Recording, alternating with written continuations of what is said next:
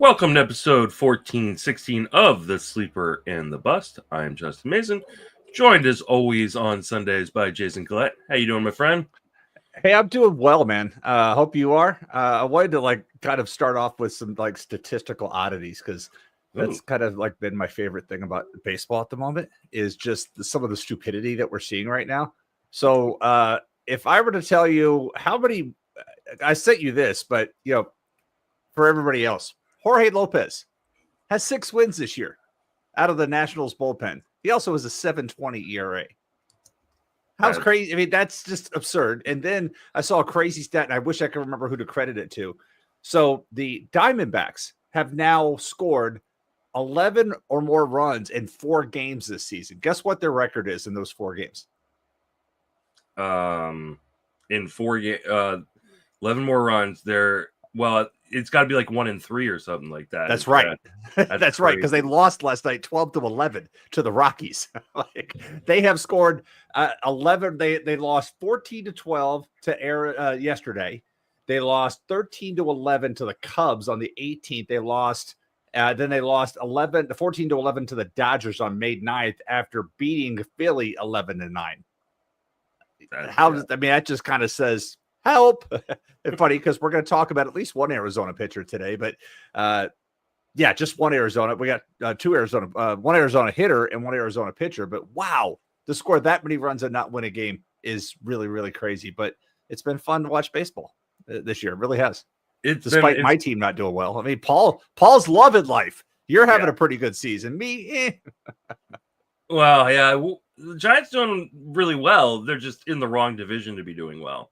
So 27. Yeah, it was fun last night. Nice walk off by Wilmer Flores. Probably the free agent pickup of the year. The way he's playing, it's insane. Wilmer Flores has just been absolutely crazy this year. Mm-hmm. I think he's second in baseball. I'm double checking right now. Oh, he's first in baseball in RBIs. Yeah, of course, like we all predicted. It's unreal, just how good he has been. Not that I think he's going to stay that way, obviously, but 10 home runs, 42 RBIs. If you had told me that was his end of season line, I would have believed you. There's no way I would have predicted him to even be close to that at the All-Star break, much less, at this point in the season. So, Then we also have Luis Robert Jr. leading the league with 17 stolen bases, despite a 176, 276, 297 triple slash. Yeah, it is just been a crazy year, and it's going to continue to be crazy. And we're going to talk about a bunch of things that might influence your FAAB, and then some news and notes. We'll start with the news and notes. No news is good news for the most part, though we do have a few good news items towards the back end of this. Seth Lugo and Cole Ragans both go to the IL. Obviously, you're holding on to both guys, but they're going to be bringing someone up in order to replace those 2 guys, and that's your buddy Noah Cameron. So how excited you are for you that Noah Cameron is back in the majors? Yeah, it's good. He took a tough loss yesterday, a 1-0 loss. So he's pitched 2 games for them at the major league level and has done well in both those outings. So it's one of these things. And Noah Cameron was the guy that I was in on for precisely this reason. When I wrote at Bold Predictions, we talked about it on this. Last year, the Royals had an unprecedented amount of starting pitching health. Unprecedented. I don't think they had. I think they missed 2 starts all season, something like that. It was just absurd how much health they had in an era where everybody is fighting through starting pitching injuries. That stuff doesn't repeat. And so the reason why I was in on Noah Cameron, he was on the 40-man roster. He's going to be the next guy up, and he wasn't that high on prospect list. And so it's just kind of next man up type of situation. And he's made 4 starts. The only downside is he just hasn't been missing bats. So he's got in the 2 starts, he's got 6 strikeouts and 12 and 2/3, and along with 5 walks. So he did better against the Rays, but as a lefty who doesn't situation. So he's made his 2 starts, and he's now he has his chance to kind of stick around because the groin injury with Ragans, maybe they don't want to rush that. And it's a sprained middle finger for Lugo. And we don't know how long that particular thing takes. He's got to get comfortable, obviously, holding the baseball before he can get back to that. So we will see where that goes. But Cameron should make another 2 or 3 starts. But honestly, he's got to miss more bats to be shallow league viable. Right now, 15 teams, cool. AL, awesome. 10, 12, it's risky there. Yeah, I mean, I think he will. He's shown, 14+% swing strike rates in the minor leagues, only 8% so far in the majors.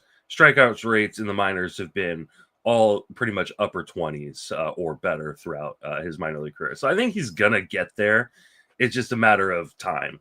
So I think Noah Cameron is someone you should be targeting this week in FAAB. So he is definitely someone who's going to be in my waterfall, available in 75% of main event leagues. So he is going to be widely available just about every format this week. And if I can click the right button on my computer, I'll let you know where he is next starting. He's starting at Minnesota, which has been an atrocious offense so far, at least recently. So, well, they're running out of bodies. Yeah, they've got concussions. They've got running out of bodies. Royce Lewis is like the only healthy person there right now. So, which says everything you need to know. I mean, it's unfortunate because Byron Buxton's having a good year. He's finally putting it together, and then they can't avoid one another. I mean, we'll talk about another Twins hitter here who's taken advantage of the situation, and hopefully the Twins can find some health because they've got some thump between Buxton and Wallner. Not to say Correa's thump, but they've got some thump sitting there on the bench that they would love to use, but they can't. Yep. All right. Next on the docket, we got Tyler O'Neill is heading back to the IL with shoulder discomfort. Are you holding on to him? No. In fact, this made a super easy cut for me in my RotoWire OC, where I'm currently second place. And home runs is an area of opportunity for me in the standings where I can make up a little bit of ground. And so I was trying to debate where I wanted to go, and this made it super easy. I will cut him, and if I go get him back later, but it's left shoulder discomfort. That's his front shoulder. That's extension on the swing and everything. So he's gone. So if I can cut him in a 12-team mixed league, so can you. Yeah, I think you can cut him in 10s and 12s. In 15s, you may have to hold on until we get a more concrete timeline.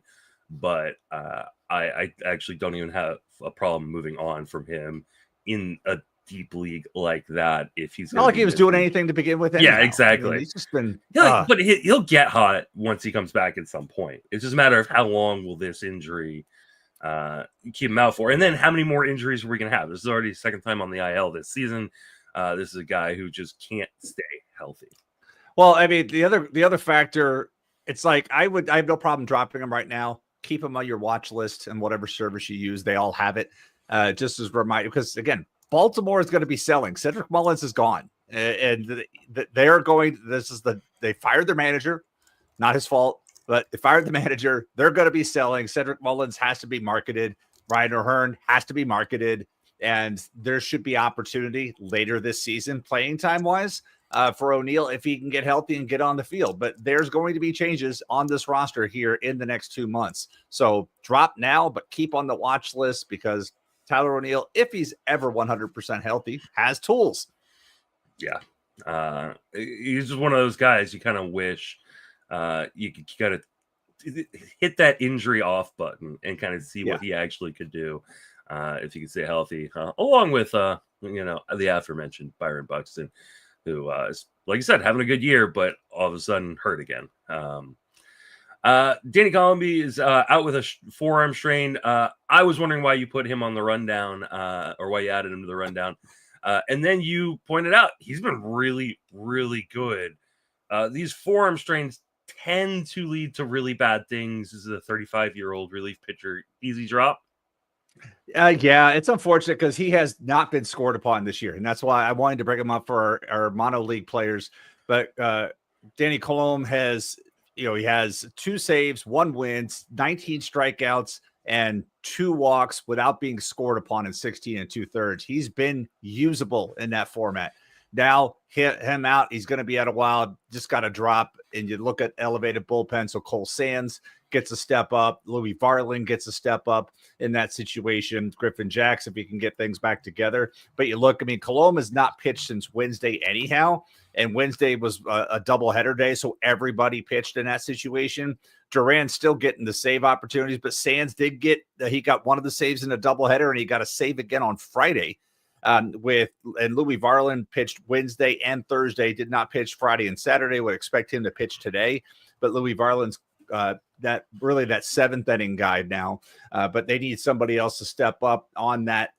They need to find another lefty because their bullpen is 7 righties and Coley Funderburg. And that was one of the areas where Colomb was playing, where he was helping out. So they need to find another lefty arm somewhere in this pen.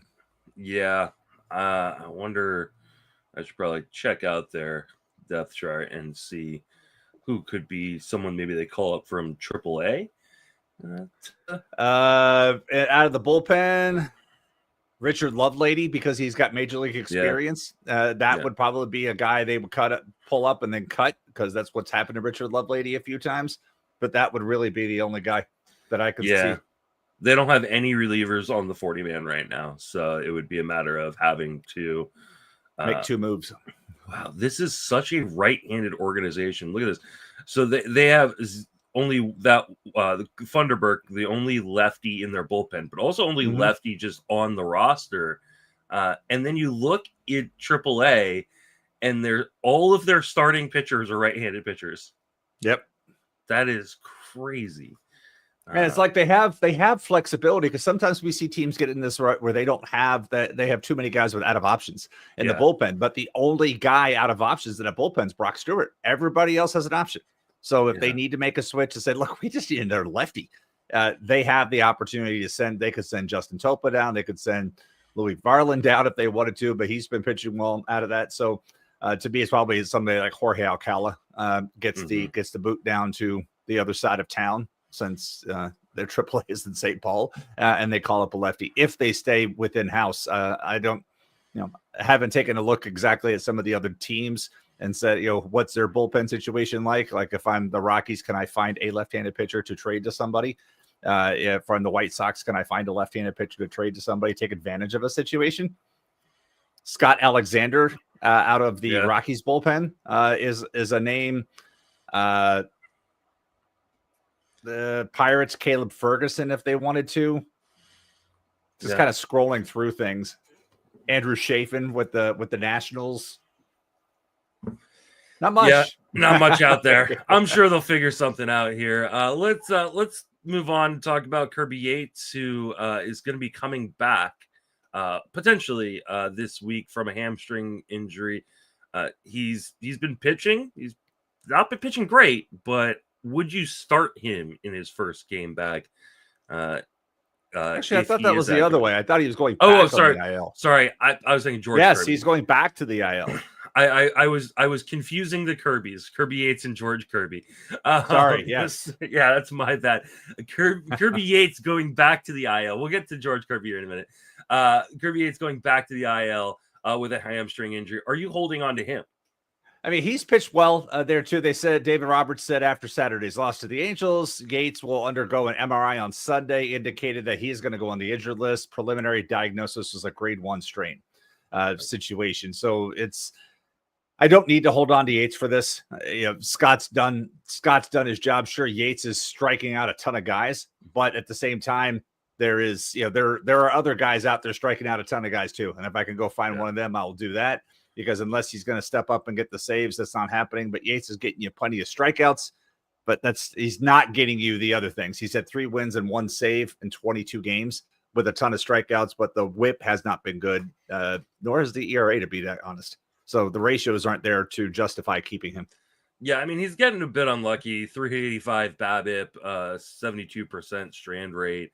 I think, his xERA is 296. Like, I think he's 31.2% strikeout minus walk percentage. That'll do that. Yeah. So, I mean, I think he's going to be fine once he gets back, but I do think that you could probably drop him. He is a guy that I wouldn't mind rostering if something did happen to Tanner Scott in a deeper league. But until he comes back, I don't think there's any reason to keep Kirby Yates around. Let's talk about George Kirby. He could be activated Thursday. Are you starting him in his first start back if he is, in fact, coming up?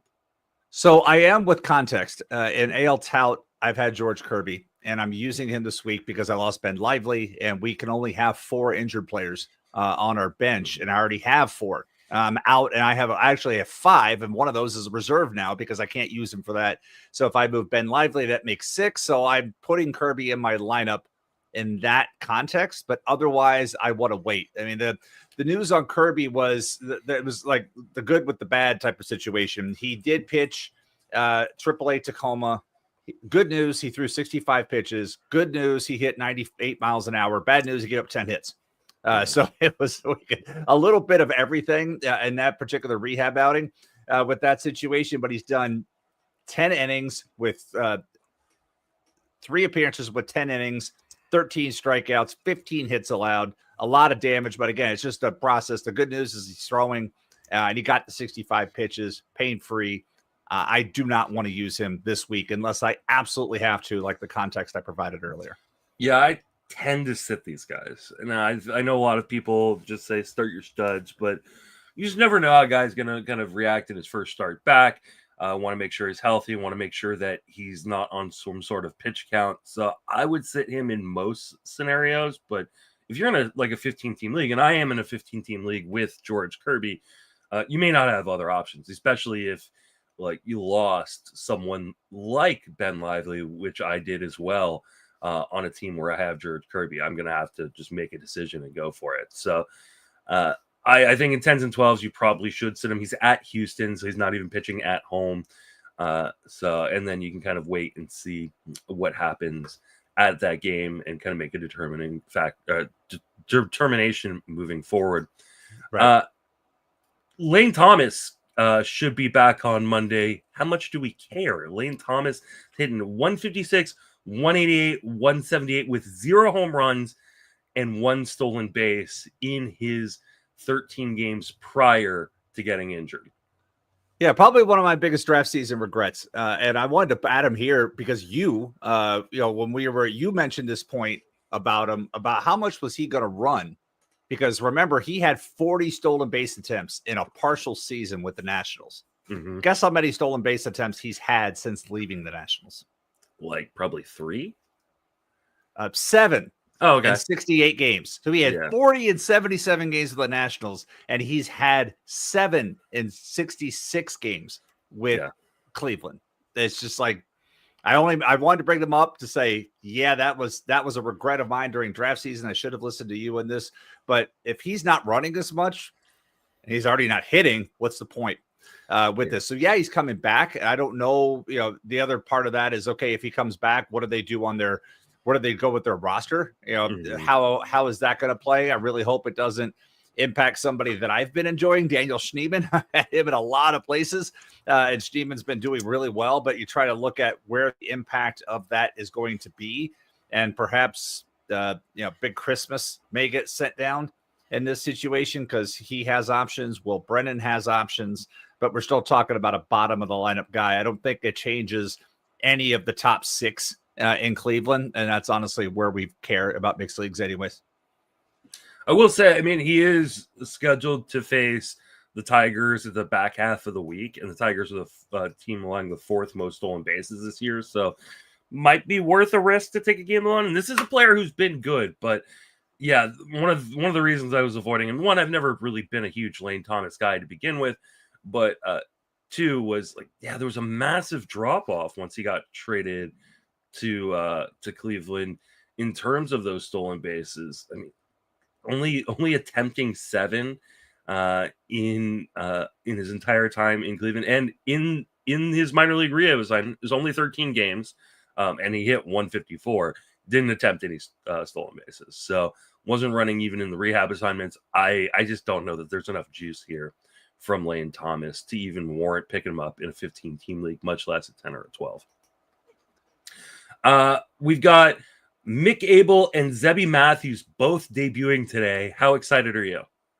Not as excited as one of my best friends. He's a huge Phillies fan. He is super excited because probably the easiest reason is because it's not Aaron Nola. Pitching, and he hates Aaron Nola.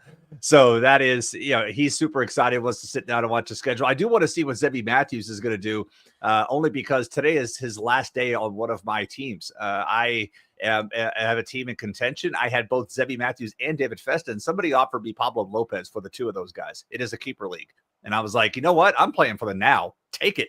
So I traded Zebby Matthews, never even got to use him. I did use David Festa, but I've never even been able to use Zebby Matthews. But I did make that deal for Pablo Lopez, and I would make that deal all day long. This is why, prospects, flags fly forever. Do what you want with prospects. And so I was looking at that. I'm like, I'm going to take this before the guy rescinds it. If he rescinds it and says, oh, that was an accident, I would have given it back.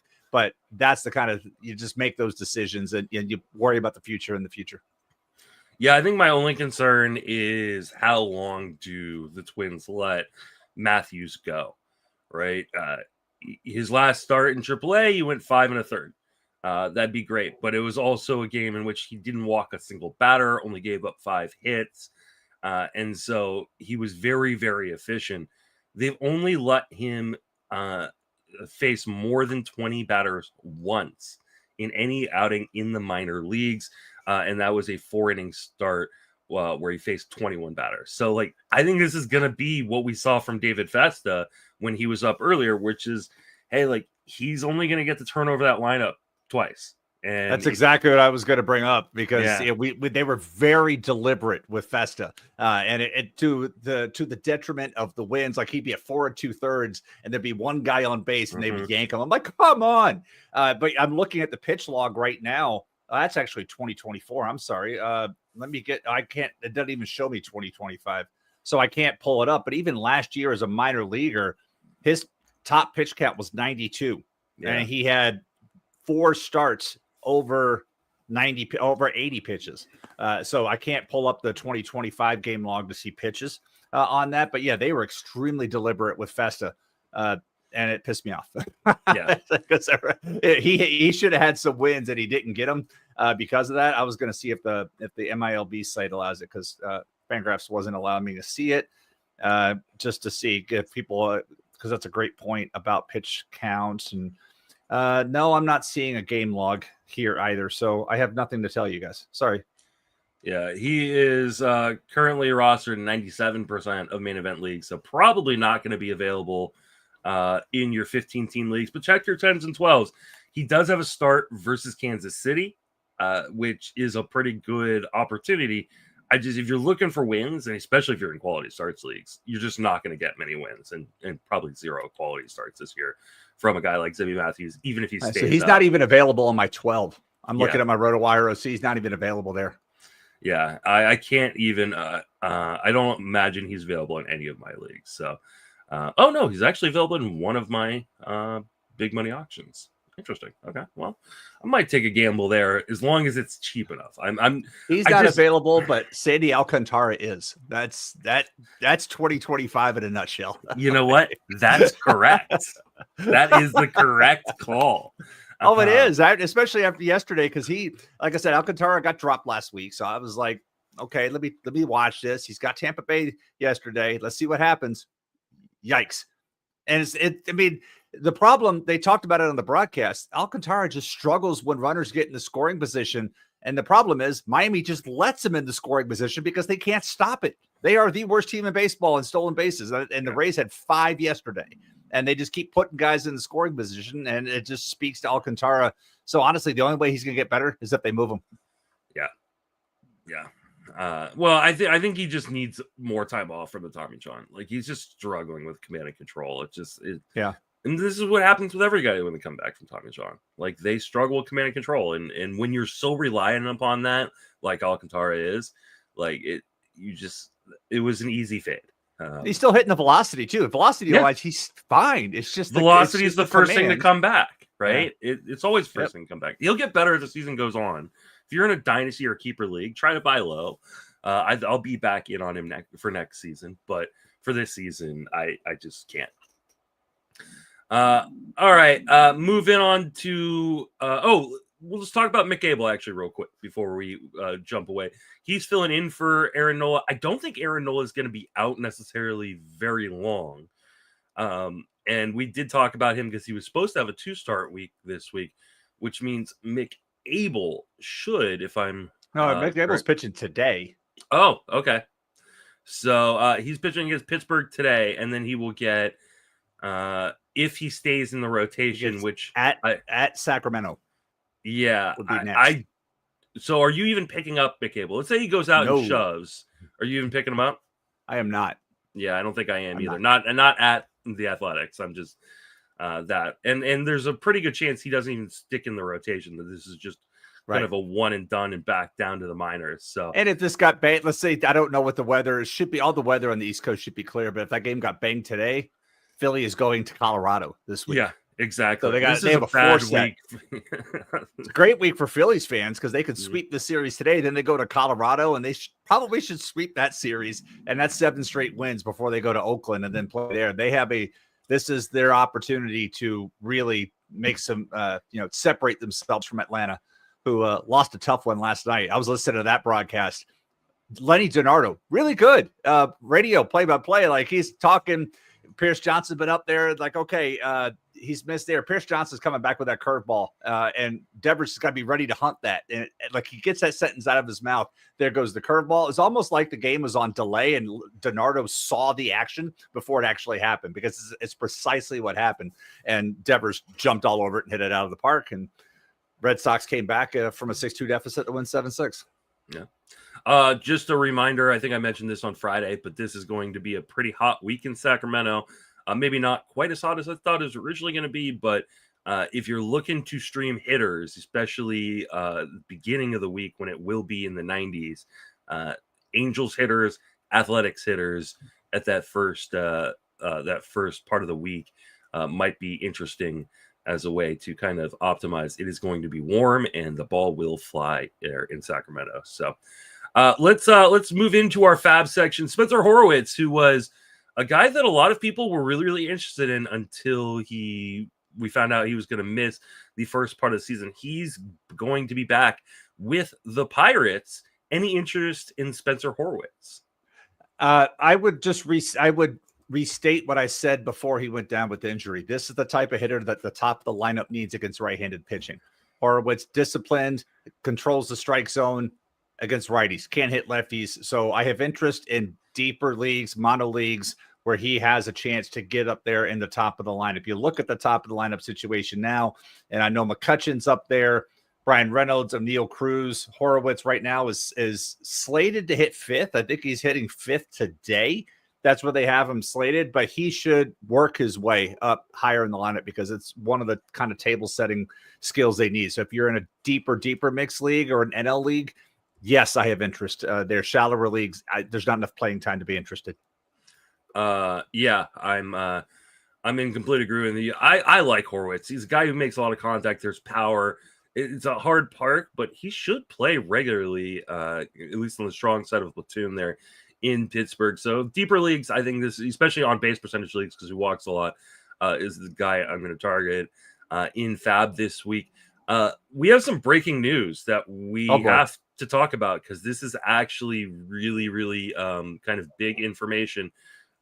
According to Underdog MLB right now, Jose Alvarado has been suspended for 80 games for violating PD rules. It seemed like Romano was starting to kind of take over this role in Philadelphia, or at least take the strong side of it. With Alvarado out, are we now thinking Romano is the quote unquote dude, or do you think that Kerkering could step up and maybe get some more saves? I wonder if they just go, for the time being, they go matchup. Yeah. The long-term solution is you go sign David Robertson right now. This is what David Robertson's waiting for. Go get him, bring him back where he's pitched before. Right now, I would just say it's a matchup situation, but I don't know how else what else you do. Yeah. I think it's probably going to be Romano getting the fair share of the saves. But we've seen Philly just in the past, like, not really want to completely commit to one guy. I guess I actually would think it would be Strom, right?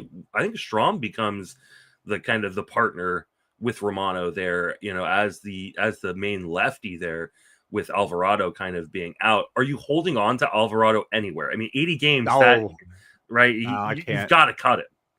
You can't. That's. I mean, we're a quarter into the season. That's half the season. So you're talking about the last 5-6 weeks of the season. Yeah. Your season could be lost by then.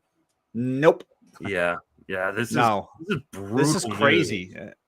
Oh, wow. I do wonder, because teams get notified about this, and then the player can continue to play, amid appeal and stuff like that. So I wonder if the kind of the change in the usage, this is why we've seen this change in the usage, right? All of a sudden, Romano went from kind of being the second tier guy in that bullpen behind Alvarado to, for no apparent reason whatsoever, Romano became kind of the 1A in this. So I think if I'm looking to spec, I think Matt Strom is the guy I'm specking on right now.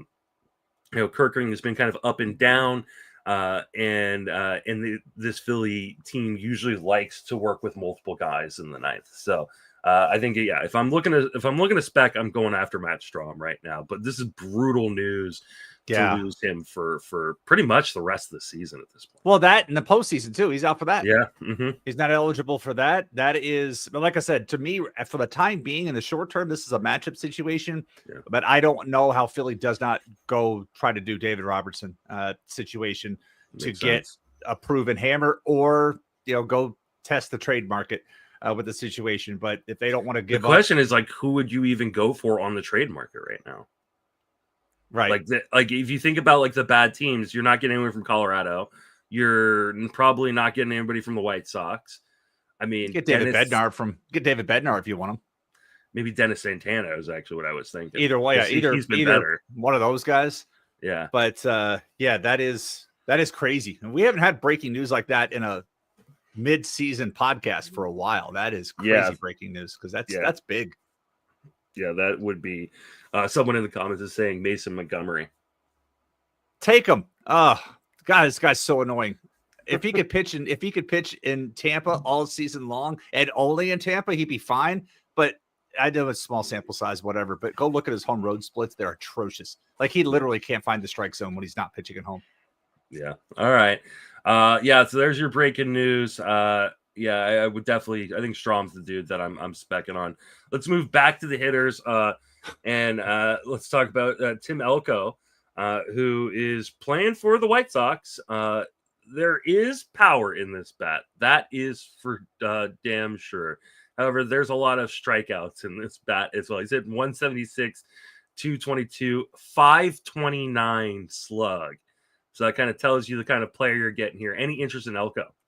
That's it. It's a one-trick pony. I mean, he has the power, and I believe I talked a little bit about it last week. I've seen this guy play a bunch, probably 30 games between AAA and Single A, because Kannapolis and Charlotte. So he's got the power, but that if you want him, that's why you're trying to get him. So in a mixed league, no, I don't see mixed league viability for him right now unless you're like an 18 team. 15, I just don't see enough there. But in AL leagues, yes, I do have him myself in 2 leagues, AL. So I'm intrigued with that, because I am trying to search for that power, but it does come with risk. That said, he's earned his trip up to the major leagues, but he's got to show a little more regular. He got a home run for his first hit. And other than that, it's kind of been a struggle, but that's what you expect at the major league level. That said, like I said, he's earned his way here. He has shown his ability to be disciplined at the plate, but this is a power chase, and everything. That's what you need. If he's not doing that, move on. Yeah, he's on the short side of the platoon right now, which isn't really enticing. But there is a ton of power, and the underlying skills early, obviously super, super early, because we're talking about just 18 plate appearances, aren't bad. Like, his league average zone contact, not swing outside of the zone. And the swing strike rate's 10.5%. So I want to see if he can find his way to more playing time, but he's going to have to hit in order to find it. If he can hit, this White Sox team will give him an opportunity because, man, they've got nothing. But he chase my draft, baby. Yeah.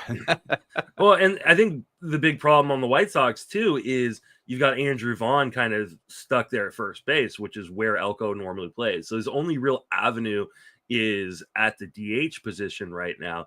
And I don't know that they want to clog up that DH position unless Elko is actually hitting well, which he has not yet done. Next guy on the docket, go from young power hitter to old not power hitter. And that's DJ LeMahieu back with the Yankees. Any interest in LeMahieu? Because unlike Elko, he is actually going to play. Yeah, and the unfortunate injury to Cabrera opens that window for him. And yesterday he hit a home run. It was a LeMahieu special. Crazy enough, it went the front row of the short porch, and it was a home run in 4 parks, which with watching it live, I'm like, no. But, data's data, 4 parks, whatever. It was the LeMahieu special. And so he's played 2 of the 3 games, hitting at the bottom of the lineup. I'm not letting recency bias get in the way of this because there's no reason for him to get any higher in the lineup.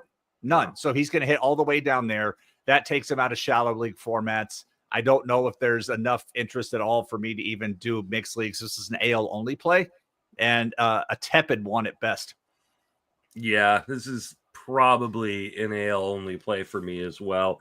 I just want to mention because you want a piece of that Yankees lineup, and this is a cheap piece. Now, I think the question is really going to come down to how much is he actually playing. He's dual eligible at first and third, which is always nice to have on your bench. But we got to see what the playing time is. If he's playing every day, like he could be a really kind of, bad accumulator, which is fine as a bench option with multi-position eligibility on your bench in a deeper league. But until we kind of see that, I think I'm probably staying away from it. The Yankees have a schedule of they've got Texas coming to the Yankees, and then they're going to Colorado. So it actually might not be a bad time to try to stream him and see what happens. But in a really deep league, but 10s and 12s probably not for DJ LeMahieu yet. Jake Burger, hey, he's back, and I believe he already had a home run in his return. Where are you at on Jake Burger? Is he a guy you're going back to the well to pick up? Yes, I would be back. I would be back on board. I was happy. I wanted a lot of Jake Burger come into this season. Obviously, that didn't work out well. Got set back down to retool and come back. I still want Jake Burger. I'm not going to be as aggressive in trying to chase him down, but at the same point, I do want to get back in on that action at a discount. And so if he's available, yes, I would. And I didn't drop him anywhere that I had him, so I still have him. But the retooled swing, I was even talking to a Rangers fan here locally the other day, and I like talking with fans of the fan base because they'll be more pessimistic. And he's like, no, he looks, he thought he looked pretty good. And I'm like, all right, that'll help. So I try to find all inputs when I can, and I will take another chance on him and the power, because we've seen what he can do when given the opportunity. And that Texas lineup is performing better since they made their staff changes, and we'll see where it goes. Yeah, Burger is available in no leagues. Not available in any of my leagues, but he might be available in some of your shallow leagues. And if you need power, you're not going to find that many guys off the wire that are going to be as impactful potentially as Jake Burger. He's, like I said, already got a home run. First week back, is hitting like 375 or something like that. So I think it's a good gamble to kind of make a big bid and go get Jake Burger. I wouldn't mind going like $200 on a guy like that if he was available in one of my leagues. Next on the docket is Jordan Lawlar. I talked about him with Paul, and we kind of were going back and forth in terms of where we thought we should, or how aggressive we should be on a guy like Lawlar. Obviously, we were discussing a bunch of guys who had been triple digit bids and kind of saying, hey, I don't think this is necessarily worth it. Lawlar is top prospect in baseball, depending on what site you subscribe to, but I believe he was the top prospect in baseball on Fangraphs. And that's who I work for. So, are you in on Lawlar, who played a total of 2 times? Who's played a total of 2 times since being recalled? That's the point I was gonna make. It's like, cool. And he's been up and he's played 2 of the games. So it's like I can't get interested, because even when they brought him up, there seemed to be some contention between the front office and Torey Lovullo about this move. I remember seeing some kind of quote. Lovullo was like, basically between the lines, I didn't ask for this, because now it's like I got to manage try to play in time, and you've got Ketel Marte, and you've got Gerald Perdomo, and you got Lawlar, and you got to find playing time for all those guys. And guess which ones have played every day, and guess which one? I mean, Perdomo sat against the only lefty they faced this week, and Lawlar played twice, one at second, one at short, and Marte missed the. I'm trying to figure. Oh, he DH'd on Saturday to give the opportunity for that, and so. No, I can't. I can't get interested unless somebody else gets hurt and then he's back up. But he's back into the lineup. But he's not seeing enough at bats for me to be interested at all in any type of mixed format. Yeah, I think this is just a stash play. If you're picking him up, you're not picking him up to play. This week they have 6 games, I believe. 6 games. Only 1 lefty on the docket. And that is Matthew Liberatore, who's been fantastic this year. So, like, you really has that comfortable starting him for that game. And chances are maybe he gets 2 starts this week. I don't know that he's going to register in most mixed leagues outside of just stashing him and hoping, hey, maybe he turns into something, maybe someone gets hurt and he finds more playing time. But until that opening happens, there needs to be a natural opening somewhere, because he's not supplanting any of those guys on the infield full time until then. All right, let's move over to a guy who, moving from a young guy to another older guy. JP Crawford has actually been really, really good this season. Quietly hitting 270, 376, 378 with 4 home runs and 2 stolen bases. Any interest there? Yeah, the important part's that second number you quoted, 376 on base percentage. Yeah. I mean, we want pieces in the Seattle lineup. You mentioned it with the Yankee lineup. You want pieces in the Seattle lineup. They are surprisingly good offensively. And this is for Crawford, this is a bounce back to where he used to be. I mean, you look back in 2023 and he had a 380 OBP. Last year went all the way down to 304. Like, I remember taking a lot of Crawford in 2024 because I wanted him at the top of that lineup doing these types of things. And then he just completely fell apart. But now he's back to where he was there. And he's not going to steal you bases. He's not going to score runs, but he's going to hit for above league average. And he's going to score some runs in this offense. So yes, I have interest, especially that he is playing leading off every single day in this lineup, as long as he doesn't have, like, he was out Wednesday with a day-to-day injury, but otherwise he has hit lead off every day he's played. He's getting on base and setting the table for this lineup. So yes. Yeah, I if you're looking for runs scored, I think this is a guy you should be targeting. He's only got 19 on the season, but he's now, like I said, leading off for one of the best offenses in baseball, which is crazy to think about considering last year this team could not score runs at all. Crazy to think about, especially look at the bottom third of that lineup. Yeah. Leody Taveras, Miles Mastrobuoni, Ben Williamson, the bottom of third of that lineup, and then even Rowdy Tellez, who I know is hitting home runs and whatnot. But this lineup is very front heavy, yet overall it's making noise. Yeah, it's somehow doing it. And I mean, part of it is, I mean, they're the 6th best team in WRC plus this year. But they're also running. 45 stolen bases is good for 8th in baseball right now. JP Crawford's not going to steal a ton of bases, but he could steal, another, 5 to 10. I wouldn't be surprised at the top of that lineup with a little bit of pop. But this is mostly a runs play because he is a guy who can get on base with that 14% walk rate and then score once their team drives them in. So if you're looking for runs, I think JP Crawford is a guy that I'd be interested in 12s and 15s.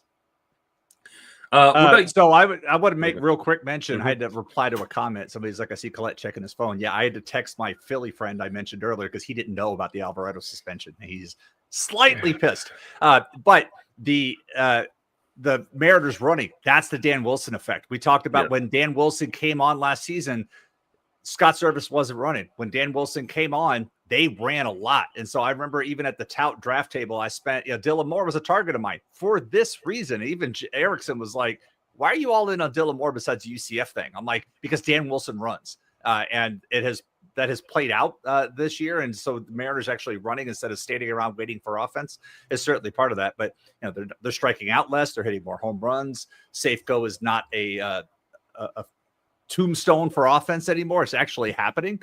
And it's, for Mariner fans, I even ran into somebody at that same night where I talked to the Rangers fan. I ran into somebody at the bar who saw one of I had the baseball shirt you got me to get, the one I like baseball, maybe 3 people. She walked up to me and asked me like, who's my favorite team? And I said, Tampa Bay. She goes, I'm a huge Mariners fan. So we talked about the Mariners for a few minutes.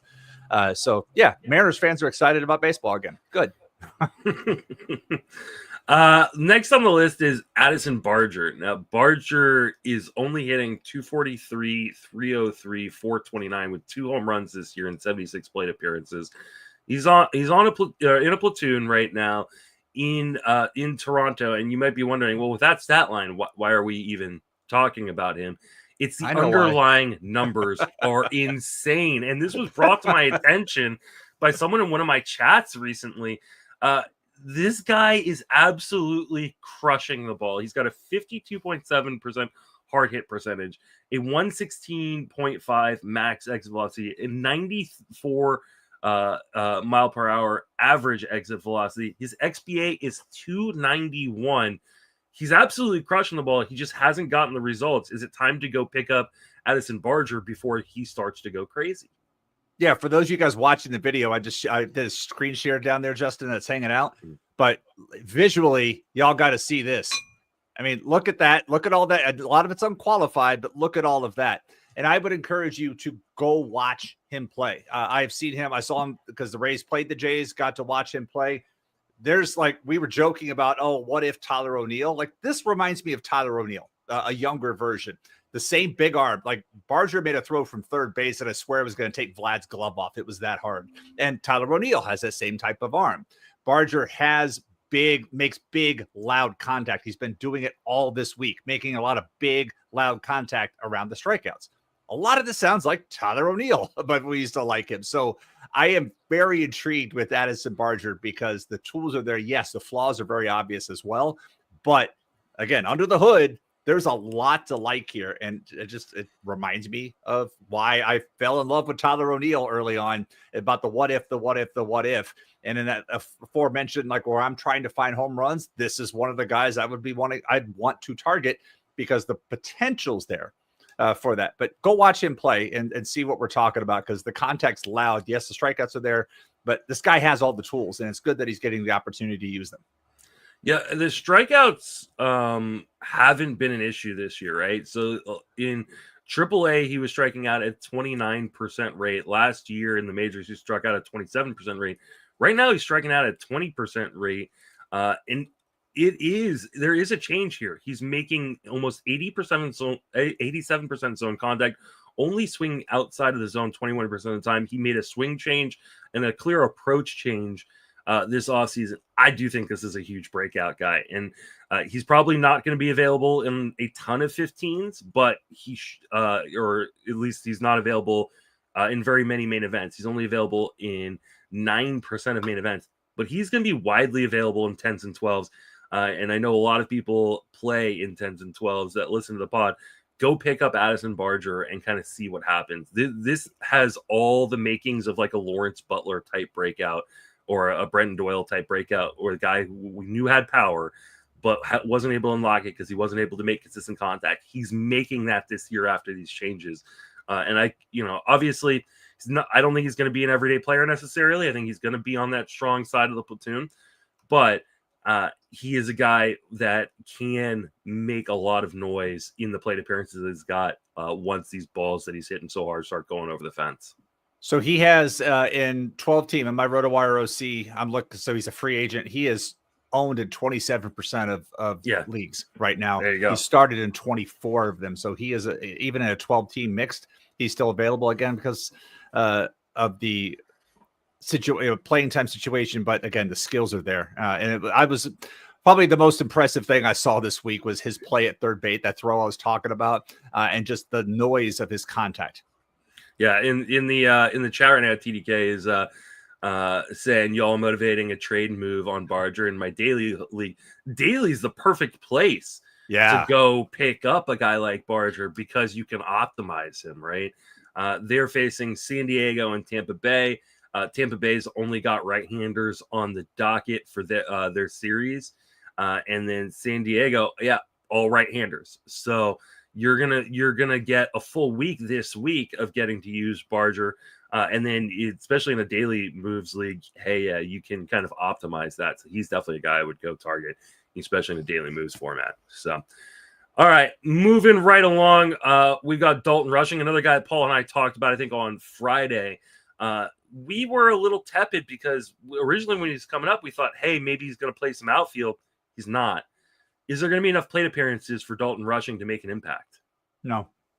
Okay. No. Yeah. If he's not playing outfield, so he's not playing. It's only going to get, and I don't think that path opens up for him because Teoscar Hernandez is on his way back, and they're already trying to figure out how are we going to keep Andy Pages' bat in the lineup because that guy's been great this year.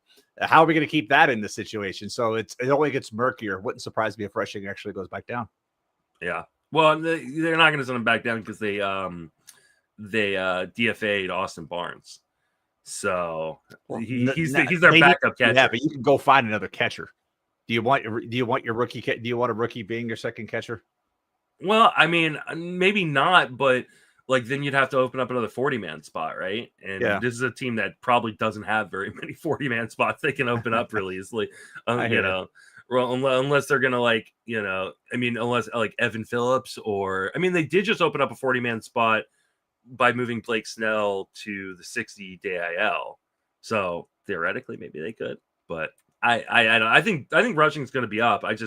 Unless something happens to Will Smith, I just don't know what you can do. All right, but people will be spending a lot of money on him in FAAB. Let's move over to a more interesting catcher prospect for this season, at least, and that's Moises Ballestreros, who is the Cubs prospect. Number 6 in their organization. He's coming up, and I think he is actually going to play a fair amount. He was hitting 368, 420, 522. He's played 3 games so far, so he is eligible to be picked up in all leagues. Any interest in Ballestreros? Ballesteros. Sorry, Ballesteros. Remember, the double L is a Y. Mm-hmm. Ballesteros. Yes, Ballesteros. So in looking at the situation, the other impressive thing is he's drawn his walks for things. So that's impressive. Right now he's DH'd in 3 of the 4 games. So I'm trying to figure out what's the long-term play here, because I don't understand carrying the 3 catchers, because you got Miguel Amaya who's out of options, unless they're trying to make a deal type of situation, because Amaya is another guy who's retooled his swing as well. But carrying the 3 catchers type of situation here too, because obviously Carson Kelly has exceeded their expectations as well. So I'm trying to understand the overall approach here, but this may just work. So as long as he can get in the lineup against the righties, he's been up for 4 games and he sat against the lefty and Justin Turner. And that's the situation it looks like he's going to be in right now, is a strong side platoon situation. So 15 team. Yeah. Shallower. No. Mono. Yeah. I think he's got a 4-week period to kind of try to prove himself a little bit, because Ian Happ's on the IL with an oblique injury. We know those take typically about 4 to 6 weeks to come back from. So this is going to be an opportunity for him to kind of showcase himself and see if he can hit. We know he can, walk quite a bit. There isn't a massive amount of power here. This is more of an accumulator type situation. And so I think in, 15 team leagues, especially 2 catcher situations, I think he might be an interesting guy, but I have a hard time, unless you are really kind of playing waiver wire roulette with your second catcher situation. He probably is not going to register. You're not registering in 1 catcher leagues, and probably not registering in 2 catcher 10 team leagues. So maybe 2 team 12 or 2 catcher 12 team leagues, or 2 catcher 15 team leagues as a second guy if you've kind of just rifling through guys. But outside of that, I don't know if he's going to be as interesting, even though he is playing as a non-catching catcher in fantasy right now. All right. Y'all been waiting for it. Hayden Birdsong joining the rotation in San Francisco. He's going to replace Jordan Hicks. This was just a matter of time. I'm actually pretty proud of my Giants to make this move and move Birdsong into the rotation. Any interest there? Not immediately, just because of how deep is he going to pitch right now? Because he did pitch 65 pitches in his last outing, but he 31, 29, 26. Then he had a 50. Then he had a 49, 24. So it shouldn't take him too long to ramp up. But right now, have they said they're going to use an opener, use him as a bulk guy as part of this transition, or is he just going right into the rotation? I think that's more intriguing to me. I think he's going right into the rotation as far as I know. So that's not as intriguing to me. But if they were going to try an opener situation where maybe they let Hicks come in and open for him and then they pulled him in, I would immediately be in on this. But if they're going to use him as a straight starter, I want to wait at least a week before I'm in. What if I tell you that he has a home matchup versus Kansas City this week on Tuesday, and then he sets up for a 2-start week at Detroit and then home versus Miami? Don't you want to pick him up at least for the 2-start next week? Yeah, because the Miami one could be very juicy. Yeah. Then again, they put up a 9 spot on Friday night, got shut out yesterday.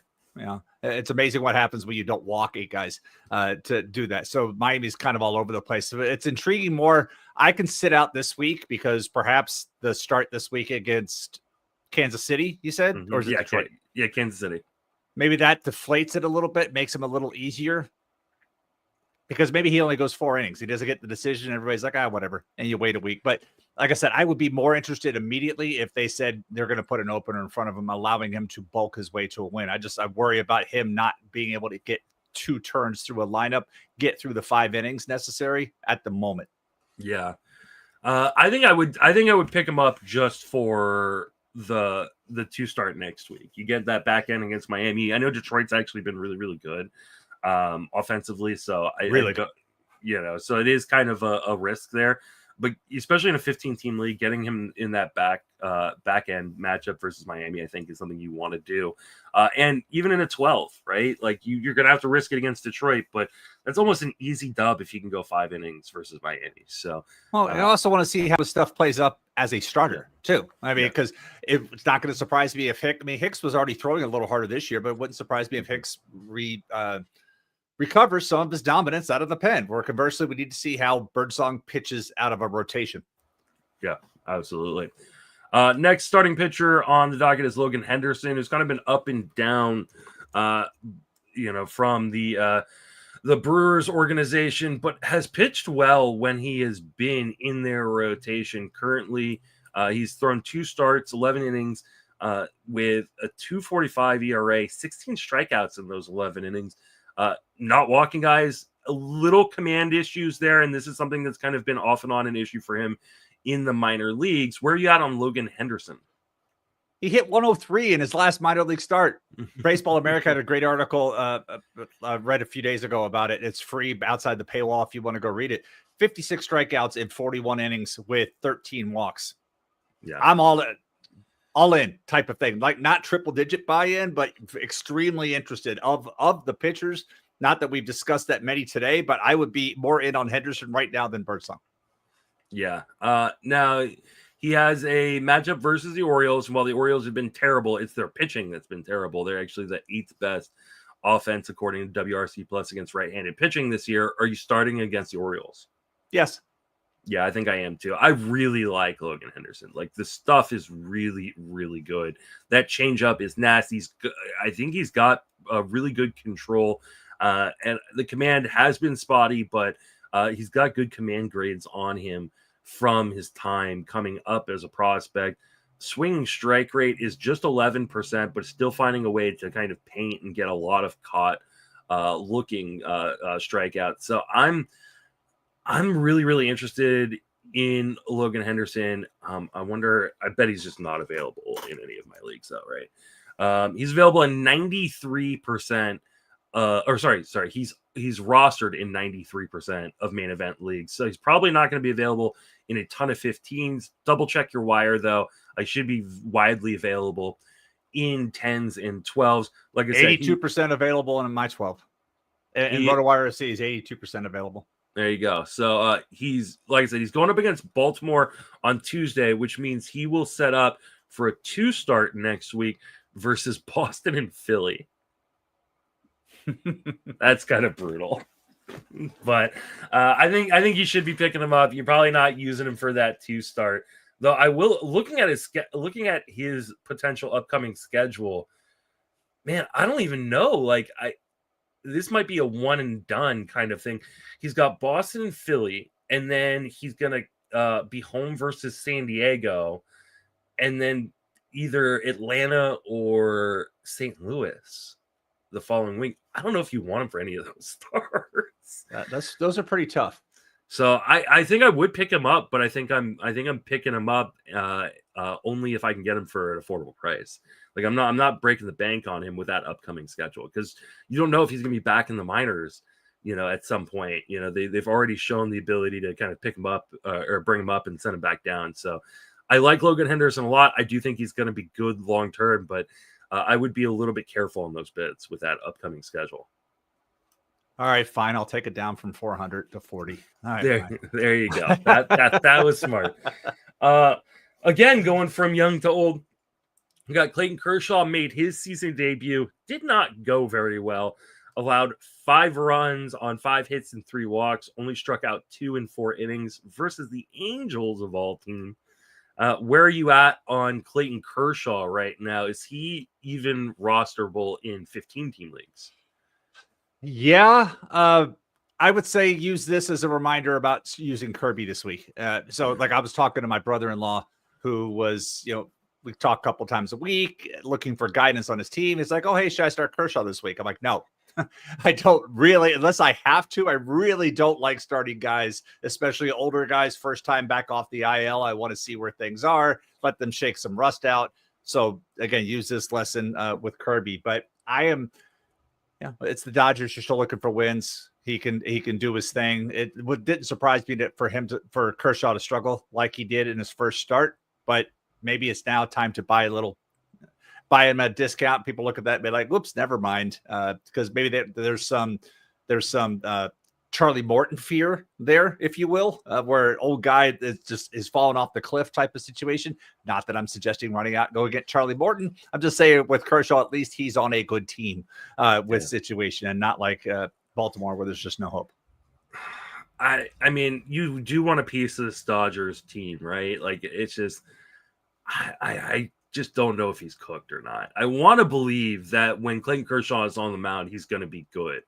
But we haven't seen him throw more than 30 innings in the major league since 2023. The 30 innings we did see last year weren't particularly great either. I'm probably just passing on this. I don't want to watch like the shell of Clayton Kershaw on my fantasy team right now. I hope he's good. I hope I'm wrong. But single-digit bid. Let's put it that way. Yeah, I think if you're going to do it, it's a 15-team league, a single-digit bid. What about Slade Cecconi, who's a former top prospect in his own right. Now pitching for Cleveland, is going to be filling in for Lively. Now that Lively's on the IL, it came up. An interesting first start. No walks in 5 innings. Struck out 8 in that start, but also, gave up a home run, gave up 3 earned runs. So where are you at on Slade Cecconi? So somebody, obviously when Cleveland made the trade to trade Josh Naylor to get Cecconi, it was, that was notable. Cleveland's got the track record of doing things with pitchers. And so like I have him in both of my draft and holds. I took him late in draft and holds. But then I was reading this morning in Lance Brodkowski's newsletter, and he mentions a couple of things that happened. Higher release point that he's doing. He's sitting about a 1.2 miles an hour higher on his 4-seamer. He was throwing a new sinker to AAA at righties, and he's got a new shape to his cutter. with things. And he said the largest tweak compared to 24 was a cut in his four-seamer usage to lefties, bringing it down like 20%. He's got an uptick in his slider. So like they've put him through some things. They've gone through Cleveland. They've made some things. So they're making some adjustments. That's what you want to see, because we saw some of those struggles with Arizona, and they weren't fully able to tap into some things. But it looks like Cleveland has started to sink their hooks into Cecconi and say, look, do this. It's worked for all of these other guys over here. All of these other guys we've been able to do some stuff with. Listen to us, trust us, try it. And so I am rather intrigued to see what Cecconi can do in the major leagues with Cleveland guiding him in that direction. Yeah, I think this is a really interesting one. The problem is the schedule is a little bit brutal for Cecconi. He's going to be at Detroit, and then he's got a 2-start week next week, which includes the Dodgers. So you're going to be comfortable starting him in any of those starts. I don't know that I would be watching on video. You see my neck. Yeah. I don't think I would be. So I think, again, this is one of those situations where I actually do want to go pick up Cecconi because, and I've already mentioned, I think recently, Lance Brzezowski's newsletter, like a must. I love it. Yeah, it is absolutely fantastic. Definitely go and subscribe to his Substack so you can get that newsletter. I think it's like $30 for the entire year. But I learned so much from it. You still get the newsletter for free. The $30 for the year is for like added stuff, which is worth it as well. Yeah. But like, yeah, it's so good. It's just got so much. One of the guys, it's crazy because it's come back. Like I recommended it to a guy in my local AL league, and like he's beaten me on a couple of bids for guys that have been announced in there. And he basically tells me, he's like, yeah, this is your fault. You suggested this newsletter to me. And then his dad is a former scout, and he's bought it for his dad to read. And his dad's like, I love this stuff. So it's like, even the old school scouts are buying into the way. And what I particularly love about Lance's newsletter is his communication style. It's like, it reads like you're having a conversation with somebody. And those are the types of writers I enjoy reading, because I don't feel stupid afterwards. Like I feel like I'm learning something. And it's just, again, like I'm conversing with him. And maybe it's because, you can pull up his YouTube channel. And he talks a lot about this on his YouTube channel, but it's well after he's written about it. Yeah. I mean, we have an industry filled with amazing pitching guys, and Lance is probably my favorite of all them. They just like, he is so good. So definitely go subscribe to that Substack, and it's a really easy read. When he drops, I think he drops like 3 or 4 a week, and it's a really easy read. Like you said, it's very approachable. He does great work. So as far as Cecconi goes, like I do want to take a gamble on him. It just has to be a gamble that you may have to sit him for the next couple weeks. This is more of a stash play unless you are really feeling like a gambler in a 15-team league. Next guy up and last guy up is Ryne Nelson. We have Eduardo Rodriguez hit the IL in Arizona. Nelson is going to re-enter this rotation.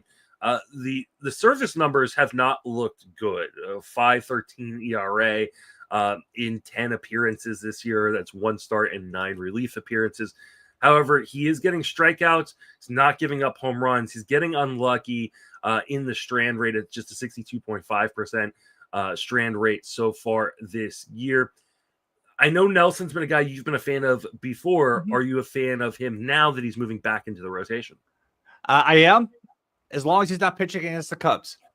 And go look at his game log. The Cubs have absolutely ravaged his game log. He has pitched a total of 2 1/3 and allowed 13 hits, 9 earned runs against the Cubs. And so take that out of his overall line, and he's allowed 6 earned runs and 13 hits in 24 innings. He looks great when he's not facing Chicago. So I am still very much into Ryne Nelson as long as he's not facing the Cubs. So just watch that particular lineup. His righty-lefty splits look a lot better this year so far too. It's just, this is why you look at game logs. One team has absolutely owned him this year. And keep that in mind, if Arizona makes it to the postseason, they get matched up with Chicago. It's like, well, crap. But this has been problematic. But overall, I'm still very much in on Ryne Nelson. Yeah, I think I am too. I think the big issue for me is we're going to have to wait for him to build back up. He's been working kind of a multi-inning relief role. I don't think he's necessarily going to be ready to throw 5 innings right away. And so you're going to have to wait a little bit on him for that. That being said, start this week against the Dodgers. So you weren't going to use him there anyways. Next week, he lines up for a pretty interesting 2-start versus Pittsburgh and Washington. I think I would want him for that 2-start. So absolutely for that. So I think this is a pickup and stash for this week, and then use him the following week as a guy who's going to be getting Pittsburgh, at home, and then Washington. I believe the Washington game's on the road. Let me double check that. No, both starts are at home. So, I want him for next week's 2-start. This week, I would be sitting him versus the Dodgers, but I think this is a good pickup here because the skills have always been good on Ryne Nelson, and honestly, I mean, this is the best strikeout rate he's had in his career. It's 25%. If he can hold on to some of that moving out of the bullpen into the rotation, I think you're going to be pretty happy on pitching on one of the best teams of baseball. All right. That is going to wrap us up for this episode. Jason, remind everybody where you can reach and plug anything you got going on. So reach me at Blue Sky at Jason Collette, bsky.social. And then a couple of weeks, we're trying to figure it out, at least those of us in this podcast, but the folks at Ordinary Effort that did the Immaculate Grid, I was on that podcast a few weeks ago. They're doing an ALS fundraiser at the end of this month, and we're trying to figure it out where I've already committed. So it's a matter of Justin, Paul, anybody else can make it to the and Joe, if Joe can make it too, but make it to that so we can do one together. But they're trying to raise, do a charity fundraiser like noon to midnight on May 31st. So I've said, yeah, absolutely. At some point, if you haven't done that, if you haven't checked out the Ordinary Grid Discord channel on there, if you need help, reach out to me and I'll send you an invite. But I believe it's open to everybody. But I mentioned a few weeks ago, I learned so much baseball history. So if you enjoy like learning about players you've never heard of before, it's a good community for that. And they're doing that thing at the end of the month. So looking forward to doing that and working on articles, like kind of the last statistical oddity I'll throw at you. Paul's favorite guy, Trent Grisham. He, every time Trent Grisham homers, he texts me, it's like Grisham season continues. Trent Grisham has 12 home runs. He has 1 double this season. That's just crazy. I went and looked at it and was like, there's only 8 guys who have ever had that kind of ratio in the history of the game. Most recently, Mike Trout, then like Matt Olson that one year, and then Ryan Shrimpf. Remember that guy in 2017 where it's like have so many home runs. And then, so I'm working on an article looking at that kind of thing or looking the other direction. Like, who's hitting a lot of doubles, but they just haven't gone over the fence yet. And like Manny Machado is one of those guys, but trying to look at both ends of that spectrum. Like, how is a guy hitting this many home runs and just everything going over the fence? Like, what's more likely, Trent Grisham getting to 20 home runs this year, or somebody who's got single-digit home runs getting to 20 home runs who's hitting a lot of doubles? So I'm working through that article right now, and looking forward to a long holiday weekend. Are we going to record next weekend? Would it be Memorial Day weekend? I don't know if you have plans. I'm available, but I am taking a long weekend starting on Wednesday, wrapping all the way around. Yeah, I'm available. I'm not okay. Committed, so if you are, then I am. So I can commit to that. So I'll double check with the long weekend. I'll double check with the calendar, who is my wife, and make sure I'm not double booking myself for that or the event, because I would like to be a part of that event as well, and I will let you know for sure. But yeah, I think I should be available for both. Cool. Yeah, I mean, the only other one I know we have coming, like Father's Day weekend, definitely not recording because I'm sure you have plans. I will be in Baltimore. I'm going to Baltimore with our friend Scott Gilroy and Rob McCabe, going with and the Joe Sheehan annual gathering. We're getting together at Camden Yards on Friday night. Maybe one of us will manage for the team. And then we're staying after to watch Saturday game. Then Rob and I are taking the train back to Charlotte on Sunday. So won't be available for that. But other than that, should be good to go for the next few Sundays. Yeah, I think I'm going to be missing a Sunday coming up for a camping trip. But other than that, nice. I'll let you know when that is. But other than that, we'll make it work. And if one of us has to miss, or if you have to miss, I'll pull a guest. So maybe I'll hold a Ask Me Anything in the Discord channel. But like, come on, let's go. Let's talk. There you go. You can reach me on all social media platforms, Justin Mason FWFB. I'm running it Fantasy Pros and Fangraphs, and I think the Friends Fantasy Benefits podcast is going to get rolling here again. We've been taking some time off because I've just been extremely busy, but we're going to get rolling here with Dave here in the next week or so. So that will wrap us up for Jason and myself. Thanks for listening. Have a fantastic baseball season. Thanks, guys.